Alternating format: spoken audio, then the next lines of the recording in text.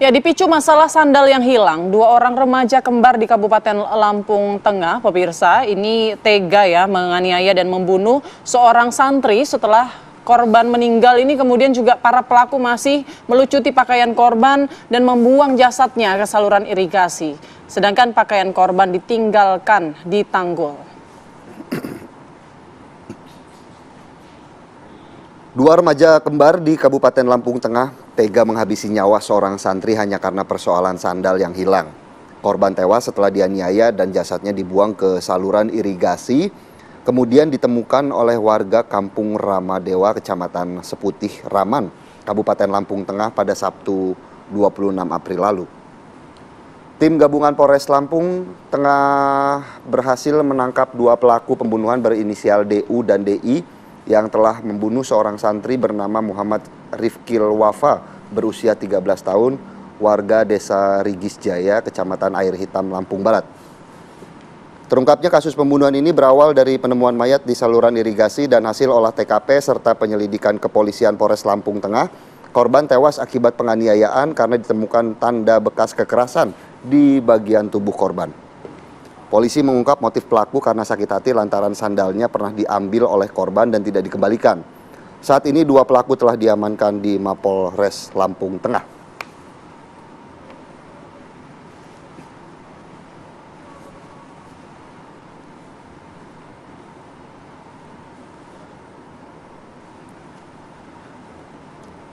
Dan untuk mengetahui bagaimana update informasi dari kasus pembunuhan ini, kami sudah terhubung dengan Ibtu Pande Putu Yoga Mahendra selaku Kasat Reskrim Polres Lampung Tengah. Selamat pagi Pak Putu, bagaimana kemudian update dari penyelidikan kepolisian terkait kasus ini? Apakah ada temuan-temuan baru yang ditemukan oleh polisi? Baik, terima kasih atas waktu yang diberikan. Saya PLT Kasat Reskrim Polres Lampung Tengah di sini mewakili Bapak Kapolres akan sedikit menjelaskan terkait dengan kasus tersebut. Kami sudah berkoordinasi dengan Kejaksaan untuk mengirimkan berkas-berkas dan sementara kami akan melakukan pemeriksaan untuk otopsinya dan mengirimkan sampel PA untuk dilaksanakan penelitian lebih lanjut terkait dengan korban. Saat ini kedua orang tersebut pelaku berinisial DU dan DI ditahan di Mapolres Lampung Tengah dan bila ada fakta-fakta baru kami akan kembangkan, tapi sementara dari hasil bukti yang kami amankan itu merujuk kepada dua orang tersebut. Baik, Pak Kasat, ini beneran karena hal sendal saja kemudian membuat dua remaja ini nekat atau ada pemicu masalah lainnya mungkin? Baik, dari fakta-fakta dan hasil pemeriksaan daripada saksi-saksi maupun dari tersangka didapati bahwasanya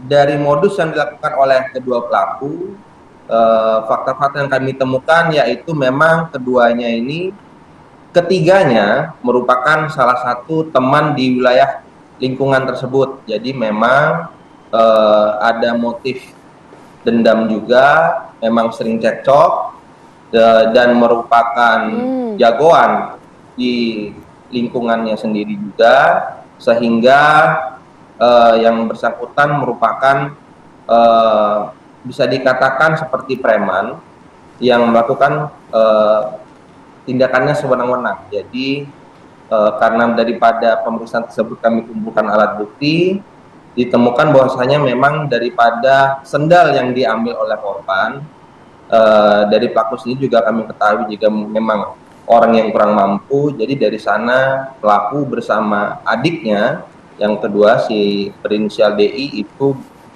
melaksanakan aksinya yang berada di Kecamatan Punggul tersebut, tepatnya TKP-nya berada di pinggir irigasi. Baik Pak Kasat, kami juga penasaran Pak untuk tindakan penganiayaannya sendiri, apakah menggunakan benda tumpul atau benda tajam dan apakah memang kedua pelaku, baik pelaku maupun korban juga sudah saling mengenal lama begitu Pak? Baik, dari pelaku tersebut memang kawan satu lingkungannya memang sudah mengenal lama. Yang kedua, pelaku menggunakan tangan kosong.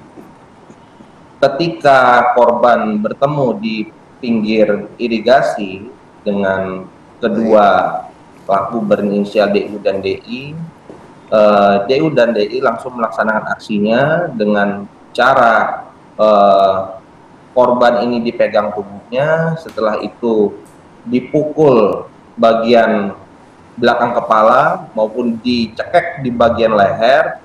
Seketika karena hal itu korban pingsan. Setelah pingsan, korban dilucuti daripada baju maupun celananya dan dijerat menggunakan tali tambang yang pada saat itu berada di TKP, berada di pinggir irigasi, seperti itu.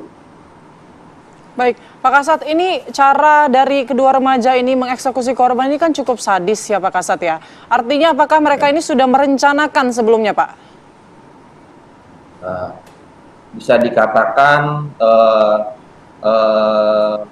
berencana, bisa dikatakan berencana, bisa dikatakan spontan, juga bisa dikatakan spontan, karena memang dari hasil pemeriksaan kedua tersangka, yang bersangkutan dari rumahnya itu sudah berboncengan motor berdua.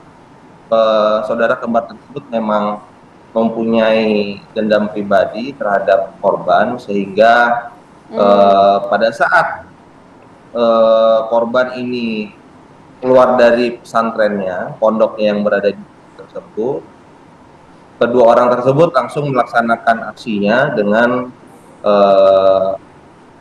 tindakan yang sudah saya jelaskan. Baik, ini umur berapa para pelaku ini Pak?